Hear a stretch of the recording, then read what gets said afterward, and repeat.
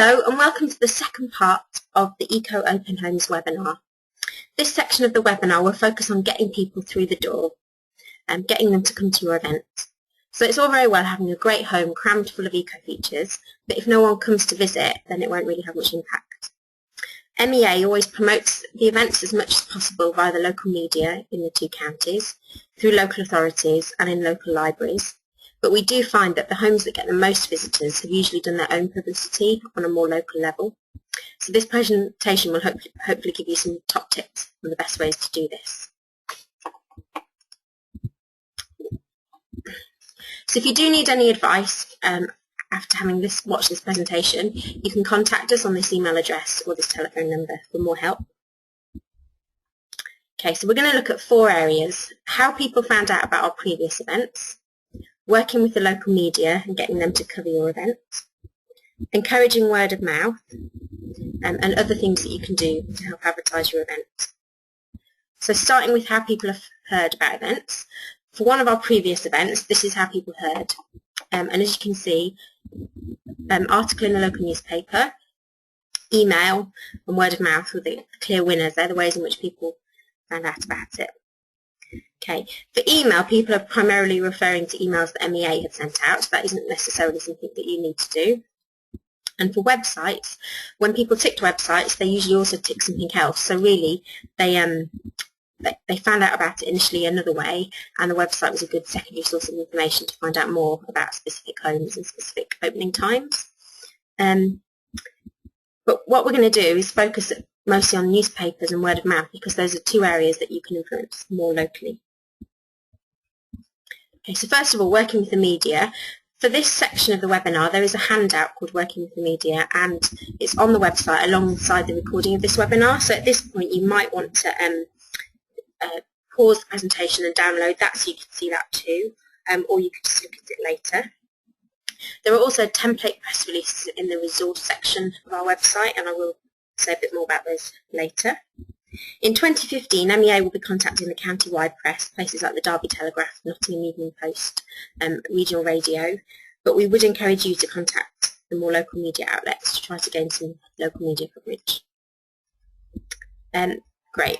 So if you want to contact the media, press releases are a standard way of getting in touch with them. And you can see a sample on here on the right-hand side. Okay, for a local paper, it effectively means you've written an article for them, and they'll often use your press release word for word, especially if it's well written.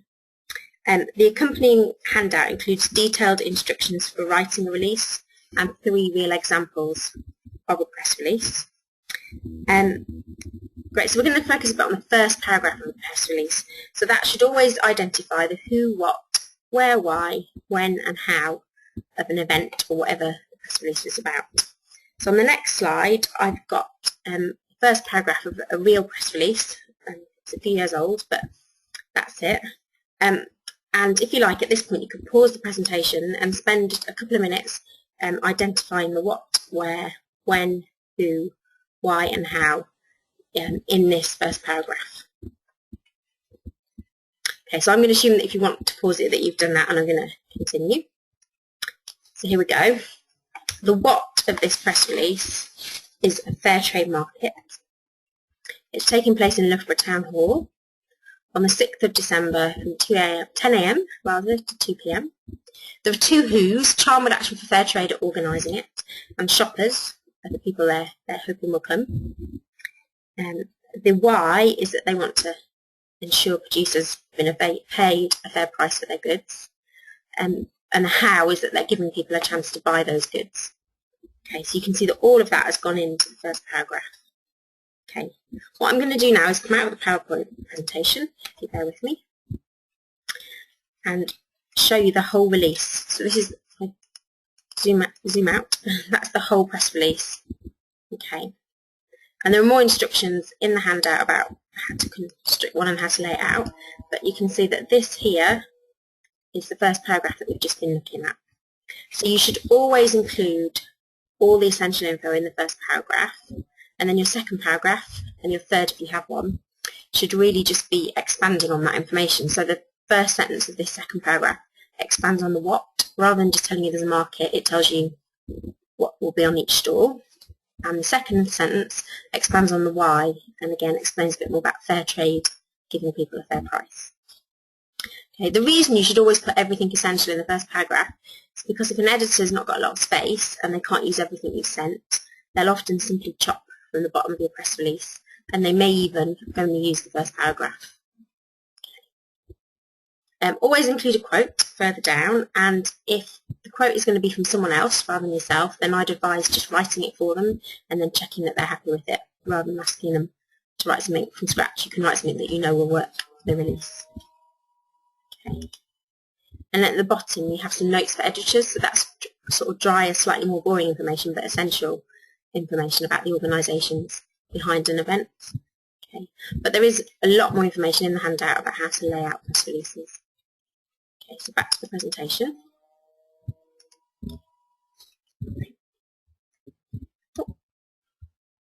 A few top tips. Stick to one side of A4 if you can. Editor's notes can run onto the second page, but a release shouldn't cover more than one page, the main body of it. Say everything essential in the first paragraph. Write it so that it can be cut from the bottom if the newspaper is short of space, or if the radio doesn't have much airtime. Include photos wherever possible. That increases your chances of it being used, but also of it being given a good spot and given more space. Decide on a hook. So every story needs a local or human angle. So your hook might be that you want to help people in your community to save money on their energy bills, or that you want to help people make their homes better for the environment. It could even be that it's the first time a home in your community is opened in this way, if that's the case. Decide on what your messages and key points are going to be, and don't have more than 3 things that you're trying to get across in a release, so keep it quite simple. Think about who your audience are and what would appeal to them. So you might be opening for environmental reasons, but your audience might want to save money. Okay. And keep it as concise and clear as possible. So think about a busy editor who's receiving maybe 100 press releases a day. What's going to make them keep reading yours when they've got lots of others to read too? Great, so once you've got your release written, you need to send it to the paper and to the radio. So if possible, send it to a named contact. You can always ring the switchboard of whoever it is and ask for a named contact. A news editor will be one person to send it to. If not, send it to the news desk. There'll usually be a news desk email on their website.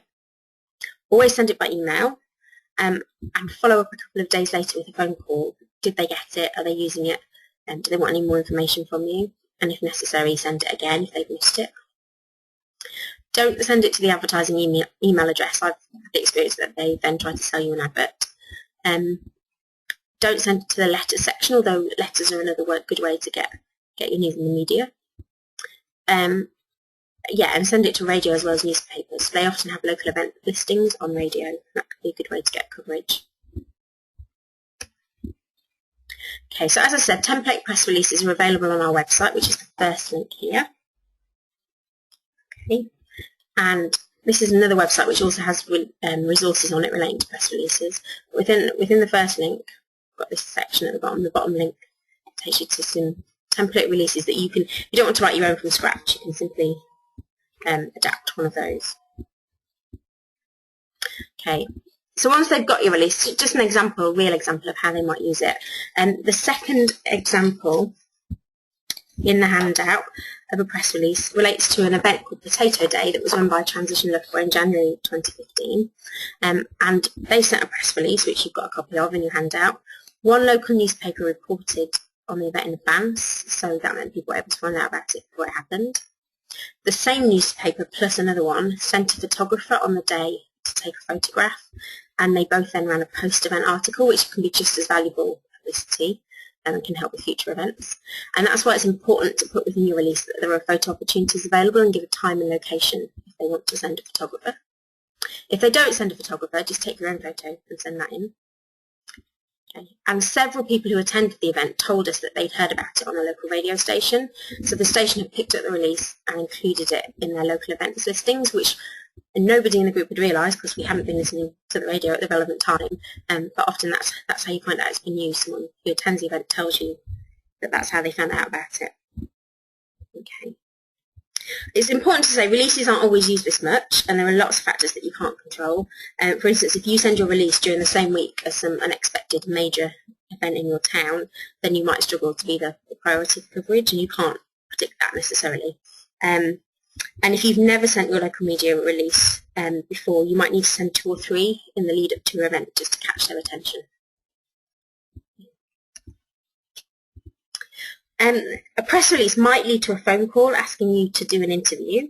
You could be asked to go on the radio, live or pre-recorded, or be interviewed, or they might want to visit you at your house, particularly with an Eco Open Homes event. They might want to come and take photos. So if this happens, you can prepare in advance by thinking of no more than 3 points that you want to get across. What do you want your audience to know?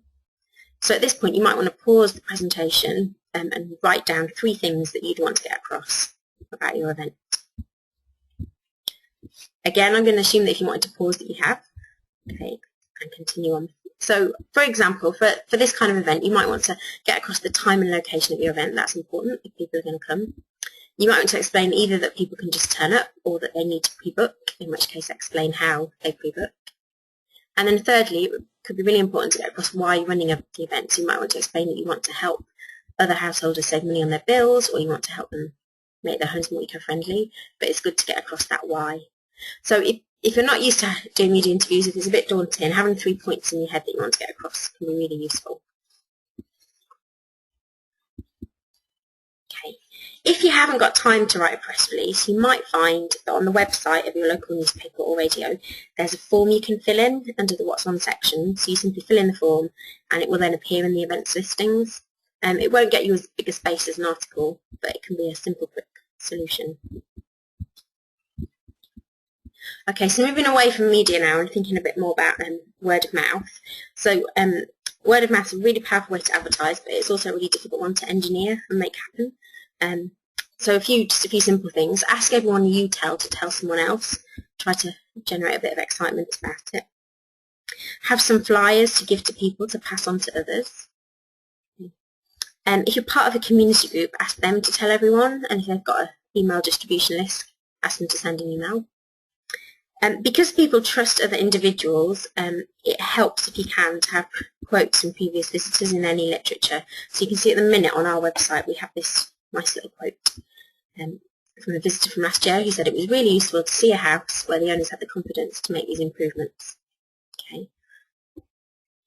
And also use social media to talk, in commas, about the event. So on our pie chart, 8% of visitors to our first event found out about it through social media, so that was probably Facebook and Twitter. So if you're on social media anyway, obviously it's not the biggest way people find out, but it is 8% isn't insignificant, so it's worth tweeting and Facebooking about it if you can.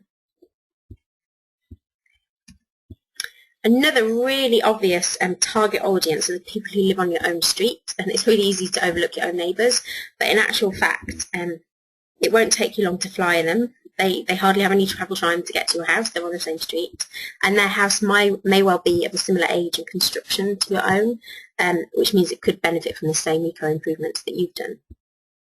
So within the resources section of our website, we've got this template postcard. You can just see the front of it here, but on the back there's a little kind of note which you can personalise and send to your individual neighbours.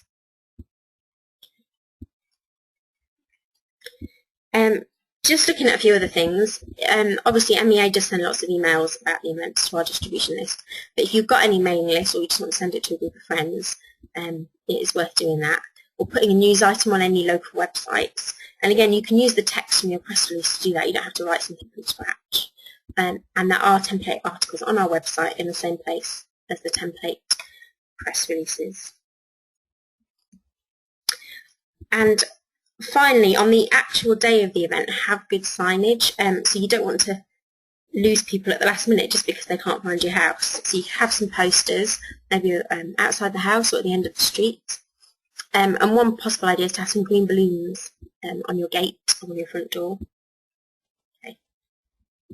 So just to finish off, there's a couple of links to some more advice. The Green Open Homes website has got a whole section about marketing your event.